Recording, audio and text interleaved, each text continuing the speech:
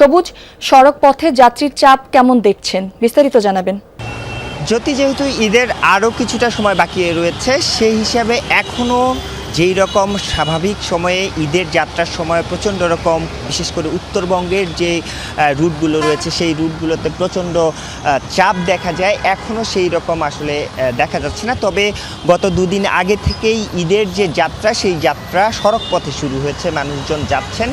আজকে গত 2 দিনের তুলনায় যাত্রীর চাপ আরও কিছুটা বাড়ছে এবং যারা এই পরিবহন সংশ্লিষ্ট রয়েছেন তারা বলছেন যে আগামীকাল থেকে সড়ক পথে যাওয়ার যে মানুষের চাপ, সেই চাপটি আরও অনেকখানি বেড়ে যাবে। তবে এখন পর্যন্ত যারা যাচ্ছেন, গত 2 দিন ধরে যারা যাচ্ছেন, আজকে যারা যাচ্ছেন, তারা খুব নির্বিঘ্নেই এখান থেকে, অর্থাৎ গাবতলী, যেহেতু উত্তরবঙ্গ সহ দক্ষিণবঙ্গ, রাজশাহী, পাবনা এই সব এলাকার বেশ কিছু পরিবহন, কল্যাণপুর এবং গাবতলী এই এলাকাটি থেকে বাসগুলো ছাড়ে, সেই এলাকায় এখন পর্যন্ত আমরা স্বস্তির যাত্রাই দেখতে পাচ্ছি, যা বাসগুলো নির্দিষ্ট সময়েই ছেড়ে যাচ্ছে এবং বাড়তি ভাড়ার যে অভিযোগ এখন পর্যন্ত নেই, যেহেতু এখনও যাত্রীর চাপ কিছুটা কম, সে কারণে হয়তো আগামীকাল থেকে এই স্বস্তির, এখন পর্যন্ত যে স্বস্তির যাত্রাটি রয়েছে সেটি থাকে কিনা, বা যেহেতু ধীরে ধীরে সময় যত কাছাকাছি আসবে ততই যাত্রীর যে